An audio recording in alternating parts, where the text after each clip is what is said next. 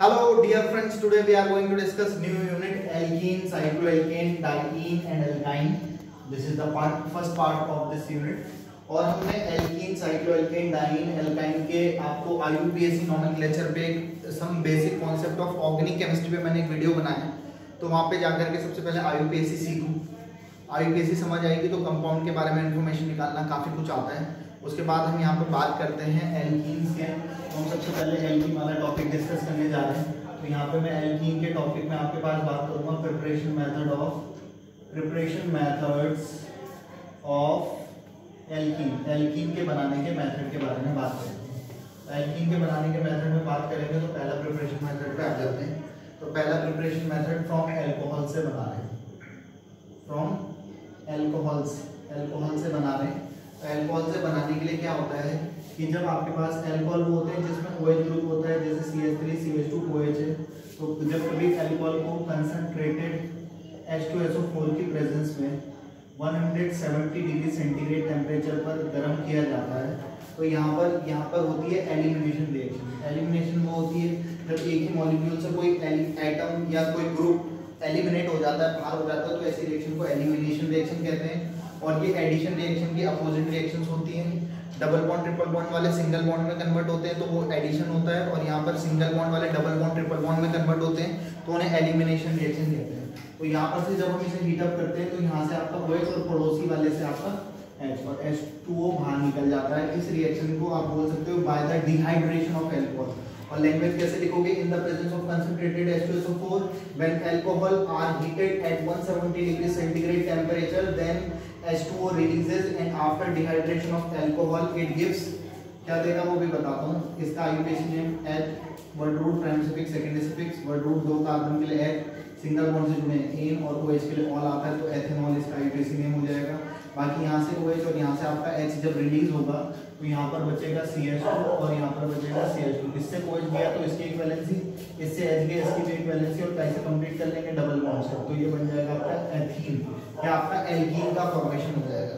तो ये आपके पास एल्कोहल के डिहाइड्रेशन की रिएक्शन होगी। बहुत इंपॉर्टेंट रिएक्शन है, नेम रिएक्शन है। नेमिंग रिएक्शन सिलेबस में भी दी है, आपको वैसे ही पूछी जा सकती है। अब हम बात करते हैं इसकी मैकेनिज्म की। तो जब हम मैकेनिज्म की बात करते हैं तो सबसे पहले जो आपका कैटलिस्ट है स्टेप फर्स्ट, तो आपका जो कैटलिस्ट है H2SO4, ये आपका ब्रेक होता है कुछ इस तरीके से। एसिड है तो H+ देगा, H+ और HSO4 निगेटिव। स्टेप फर्स्ट में आपका H+ आयन का फॉर्मेशन हुआ। सेकंड स्टेप में आपके पास CH3 CH2 और आपके पास OH है। तो आपको पता है ऑक्सीजन की दो वैलेंसी होती है, आउटर मोस्ट में होते हैं 6 इलेक्ट्रॉन, 2 लोन पेयर इसके पास होते हैं। तो जब ये अपने H+ इससे अटैक करने के लिए आता है कैटलिस्ट का, तो अपना ये एक इलेक्ट्रॉन इसको देगा, इसका चार्ज हटेगा, ये इलेक्ट्रॉन और ये इलेक्ट्रॉन मिलकर के बॉन्ड बना देगा। तो ये आपको कुछ इस तरीके का दिखाई देता है CH3 CH2 OH H। इसके बाद एक लोन पेयर वो दिखाना दिखाओ, नहीं दिखाना मत दिखाओ, क्योंकि इसमें दोनों इलेक्ट्रॉन इसने दिए तो ऑक्सीजन पे पॉजिटिव चार्ज आ जाता है। जैसे ही ऑक्सीजन पे पॉजिटिव चार्ज आता है तो ऑक्सीजन एक तो इलेक्ट्रोनेगेटिव एलिमेंट है, उस पर पॉजिटिव चार्ज आ गया तो उसकी इलेक्ट्रोनेगेटिविटी और बढ़ जाएगी, तो वो और इलेक्ट्रॉन को अपनी तरफ अट्रैक्ट करता है। तो ये वाले शेयर पेयर के इलेक्ट्रॉन को भी ऑक्सीजन अपनी तरफ खींच लेता है, और अपने पॉजिटिव इसका इलेक्ट्रॉन जब वो कार्बन का एक इलेक्ट्रॉन यहाँ से ले लेगा तो उसका न्यूट्रल हो जाएगा, और वो उसे पता है कि मैं H2O की फॉर्म में ज़्यादा अच्छा हूँ बजाय ऐसे पॉजिटिव के, तो वो ऐसे चला जाता है। और यहाँ से जो आपका फॉर्म होता है वो बनता है CH3 CH2 पॉजिटिव। तो ये बना है आपका कार्बोकैटायन। कार्बन पर कभी भी पॉजिटिव चार्ज आता है तो कार्बोकैटायन बोलते हैं। तो ये 2 स्टेप हो गए आपके पास। स्टेप थर्ड की बात करते हैं।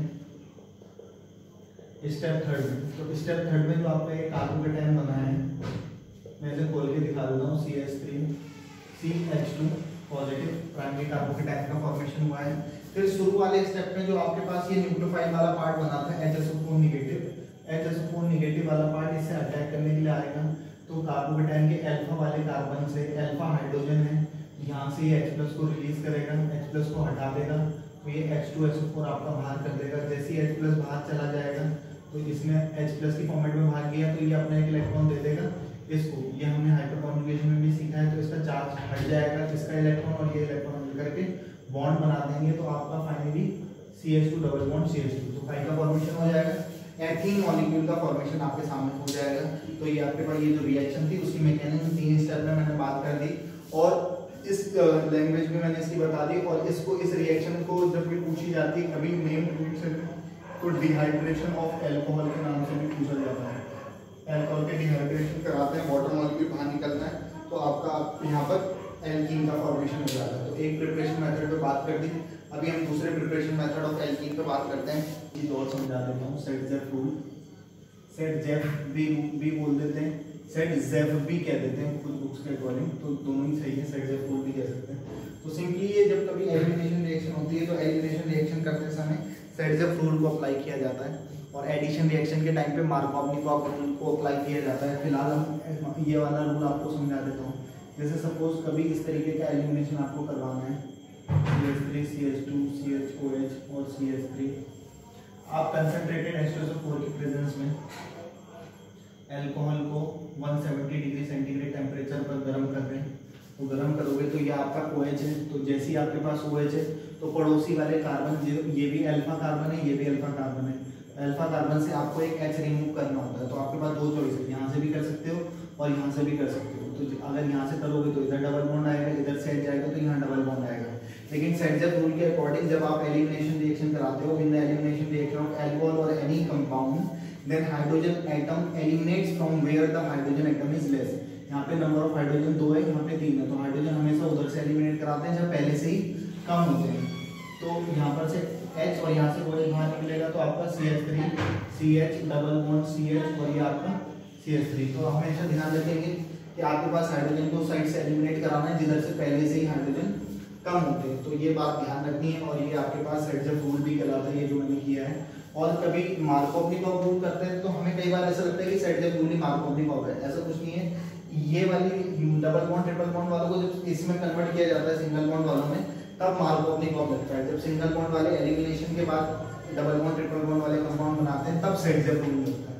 तो वो हो जाएगा आपके पास। दूसरे प्रिपरेशन मेथड पे बात कर रहा हूँ मैं, from alkyl halide, from alkyl halide से बना रहे हैं। पहला जो बनाया था तो वो हमने एल्कोहल से बनाया, अब एल्काइल हैलाइड से बना रहे हैं।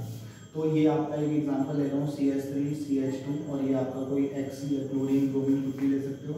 आप इसकी रिएक्शन कराते हो KOH से, और कोई KOH मीडियम जरूर ध्यान रखेंगे कि अल्कोहलिक KOH से कराते हैं। एक्वस से कराते हैं तो अल्कोहल बनता है, लेकिन अल्कोहलिक मीडियम में कराते हैं तो यहाँ से आपका Cl एलिमिनेट हुआ और पड़ोस वाले से आपका H एलिमिनेट होता है, तो आपका KCl और H2O एलिमिनेट होगा। तो ये आपको दिखाई देगा CH2 सिंगल बॉन्ड CH2 तो है ही, इसका Cl भी इसकी इक्विवेलेंसी, इसका H की इसकी भी इक्विवेलेंसी, तो उनकी इक्विवेलेंसी खुल गई, डबल बॉन्ड से कंप्लीट कर लेंगे तो ये बन जाएगा आपका एल्कीन, और ये जो है वो है आपका 1-क्लोरोइथेन। तो एल्काइल हैलाइड से एल्कीन का फॉर्मेशन किया, एल्काइल हैलाइड से आपने एल्कीन को बना दिया। एल्कीन बनाने का एक मेथड ये भी हो गया। बात करते हैं नेक्स्ट प्रिपरेशन मेथड पे, तीसरे प्रिपरेशन मेथड ऑफ एल्कीन पे, जो कि है आपके पास फ्रॉम विसिनल डाइहैलाइड। विसिनल डाइहैलाइड, तो विसिनल डाइहैलाइड क्या होता है पहले तो उसे समझते हैं। जब आपके पास जैसे ये एग्जांपल CH3 CH CH और ये CH3 और इधर भी मैंने आपके पास एक Br ले लिया और इधर भी आपके पास Br, जब आमने सामने के कार्बन पर दोनों हाइड्रोजन सेम साइड होते हैं तो इसे विसिनल कहते हैं, और एक ही कार्बन पर लगे होते हैं तो उसे जेमिनल कहते हैं। फिलहाल ये विसिनल है, आप इसे विसिनल डाइब्रोमाइड भी कह सकते हो, डाइब्रोमाइड, और नाम IUPAC के टर्म में करेंगे तो 2,3 डाइब्रोमो प्रीफिक्स के नाम पहले आते हैं, फिर वर्ड रूट का नाम, 4 कार्बन है तो वर्ड रूट के लिए ब्यूट, सिंगल बॉन्ड से जुड़े हैं, फिर प्राइमरी सफिक्स सिंगल बॉन्ड के लिए एन। इस तरीके से आ गया। तो देखो पूरी ऑर्गेनिक केमिस्ट्री में Zn 99% रिएक्शंस में ये दो, एक तो ये ऑक्सीजन से बहुत मोहब्बत करता है, जहाँ इसे ऑक्सीजन दिखती है अपने साथ ले जा लेता है, और इसे जहाँ दो हेलोजन दिखाई देती हैं तो ये ZnH2 की फॉर्म में उसे बाहर निकाल देता है। तो जिंक यहाँ पे 2 ब्रोमीन है, तो अगर Zn इसको भी और इसको भी अपने साथ लेते चले जाए, ZnBr2 बाहर हो जाएगा, तो इसकी भी एक वैलेंसी इसकी भी एक वैलेंसी, दोनों की एक वैलेंसी खुल जाएगी। तो ये आपका एक इस तरीके का था और दोनों की एक वैलेंसी खुल गई, डबल बॉन्ड से कंप्लीट कर लेंगे तो ये जो बनेगा वो एल्कीन बना है, जिसे आप ब्यूटीन कहते हैं। तो इस तरीके से आप जेमिनल डाइहैलाइड से भी आप एल्कीन का फॉर्मेशन कर सकते हैं। अब नेक्स्ट प्रिपरेशन मेथड, चौथे प्रिपरेशन मेथड पर मैं बात करता हूँ। प्रिपरेशन मेथड पे बात करते हैं from by the electrolysis of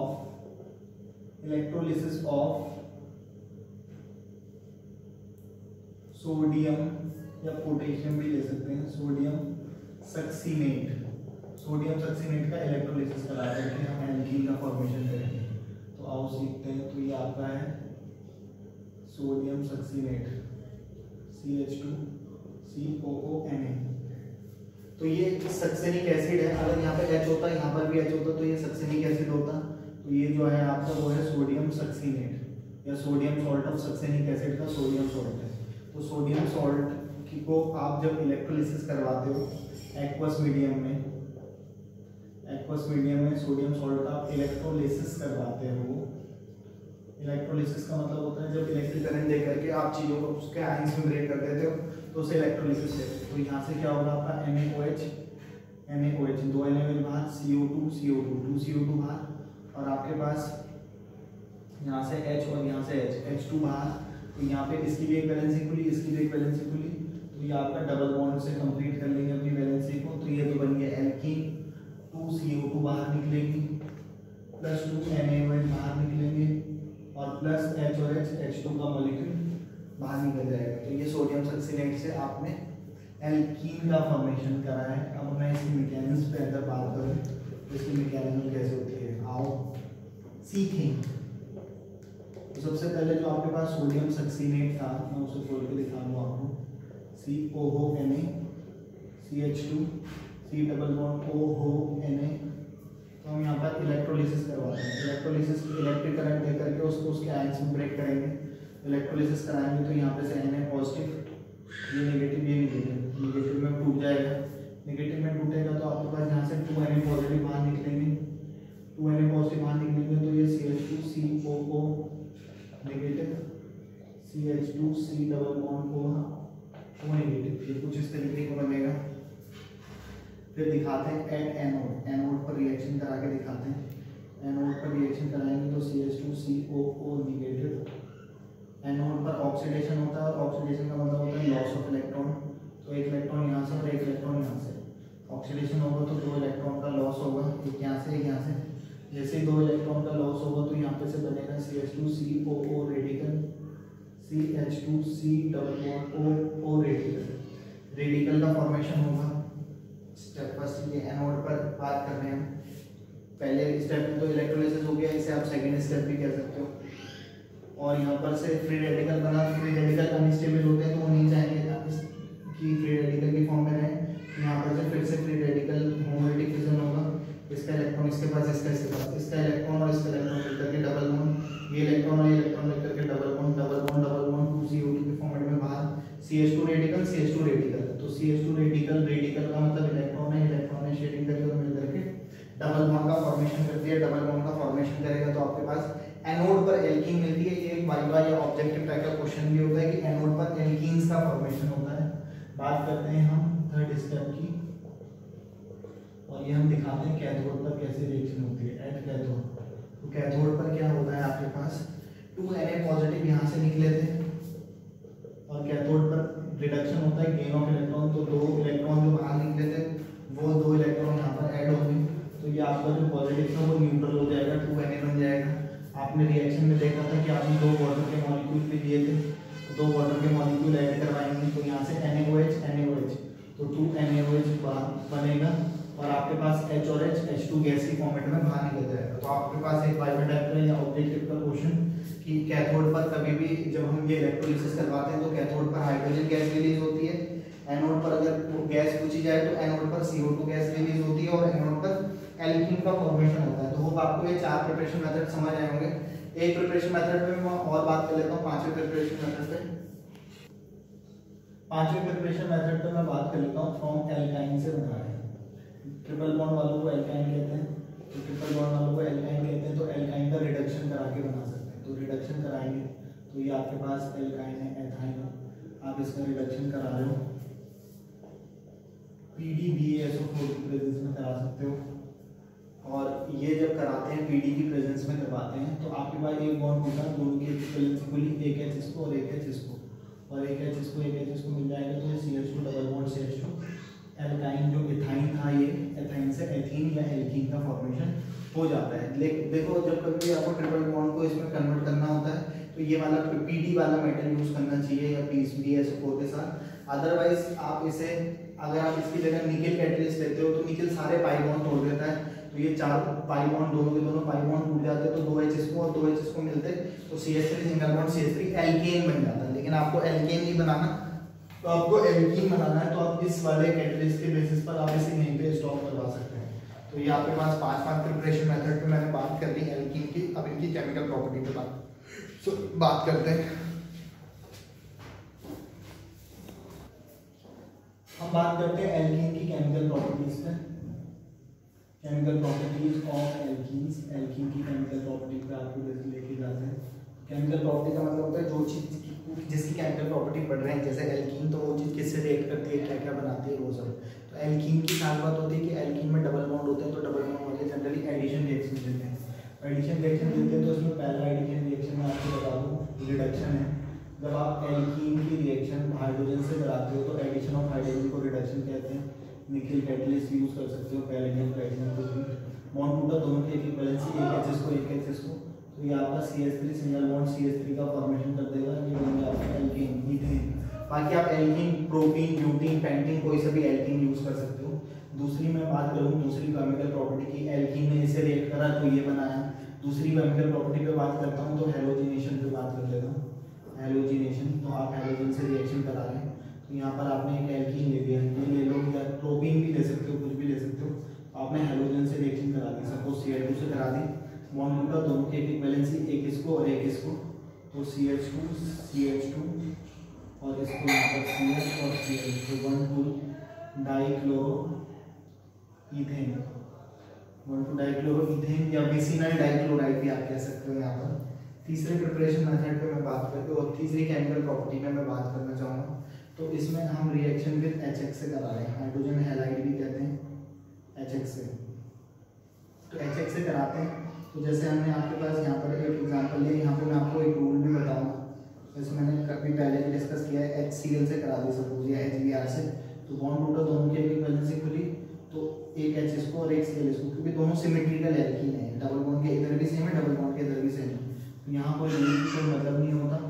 एक H इसको मिला तो ये CH3 बन गया और इसको Cl मिल गया, तो ये 1-क्लोरो-इथेन या एल्काइल हैलाइड बनाने का मेथड भी हो गया, ये आपका एक एल्काइल हैलाइड है, हेलो एल्कीन्स का फॉर्मेशन हो गया, हेलो एल्कीन का फॉर्मेशन हो गया। अब बात करते हैं यहाँ पर एक रूल की जो इम्पोर्टेंट है, तो काफ़ी इम्पोर्टेंट रूल की बात करते हैं। मार्कोव-निकोव रूल अप्लाई होता है जब कभी एडिशन दिए, मार्कोव-निकोव रूल कहते हैं। जब हम मार्कोव-निकोव रूल लगाते हैं तो आपके पास क्या होता है, ये अनसिमेट्रिकल एल्कीन के लिए लगता है। जैसे मैंने आपके पास ये एक अनसिमेट्रिकल एल्कीन ली, डबल बॉन्ड के इधर अलग है, डबल बॉन्ड के इधर अलग है, तो अनसिमेट्रिकल है। इसकी रिएक्शन मैंने HCl से कराई, तो HCl से कराई तो पॉजिटिव या नेगेटिव, तो डबल बॉन्ड ट्रिपल बॉन्ड वाले एडिशन रिएक्शन देते हैं, तो बॉन्ड टूटा दोनों की एक वैलेंसी खुली, the more electronegative part of the reagent attack where the hydrogen atom is less. यहाँ पर मोर इलेक्ट्रोनेगेटिव वहाँ जाता है जहाँ हाइड्रोजन कम होता है, वहाँ पे क्या होता था, वहाँ से एलिमिनेट होता था जहाँ पहले से ही कम होते हैं, वो सेट था, ये मार्कोव-निकोव है।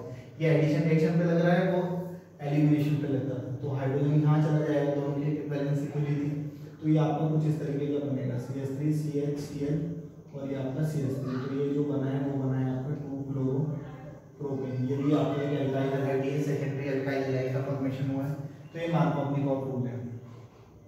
तो बस आपको ये ध्यान रखना है, in the addition reaction of unsaturated hydrocarbon, unsaturated मतलब डबल बॉन्ड ट्रिपल बॉन्ड वाले अनसैचुरेटेड हाइड्रोकार्बन की एडिशन रिएक्शन में the more electronegative part of the reagent attack where the hydrogen atom is less, जहाँ हाइड्रोजन कम होता है वहाँ attack करता है। तो अब इसी से रिलेटेड मैं आपको एक रूल और बता दूँ, बाकी नोट्स भेजूंगा तो सारा कुछ कवर हो जाएगा, बहुत सारे एग्जाम्पल आ जाएंगे। एंटी मार्कोव-निकोव रूल, ये बहुत इंपॉर्टेंट रूल होता है, इस यूनिट का इंपॉर्टेंट क्वेश्चन भी होता है।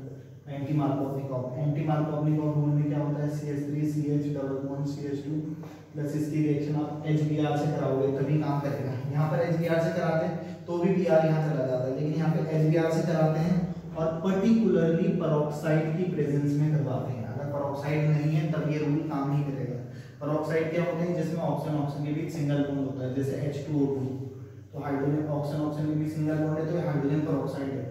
अगर मैं यहाँ पे Na ले लूँ तो सोडियम पेरोक्साइड है, एल्काइल ले लूँ तो एल्कोहल पेरोक्साइड है। तो ये पर्टिकुलरली जो पेरोक्साइड की प्रेजेंस में होता है तो आपके पास ये मार्कोव-निकोव रूल के उल्टा होता है, इसीलिए इसे एंटी मार्कोव-निकोव कहते हैं। तो मोर इलेक्ट्रोनेगेटिव अभी तक तो वहाँ जाता था जहाँ हाइड्रोजन कम है, लेकिन HBr से और पेरोक्साइड की प्रेजेंस में कराने पर मोर इलेक्ट्रोनेगेटिव वहां जाएगा जहां हाइड्रोजन ज्यादा है।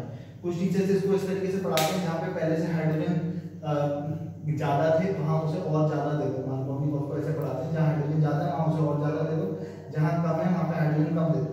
वो सही तो है लेकिन ये वाला ट्रिक कभी कभी फेल हो जाता है, फेल कर जाता है। जैसे अभी हाइड्रोक्लोरेशन में एक रिएक्शन पढ़ाऊंगा वहां पे वो फेल कर जाएगा। तो आप इस तरीके से हाइड्रोजन के रिस्पेक्ट में कभी मत सीखना, आप उसकी जेन्युइन वाली डेफिनेशन समझना।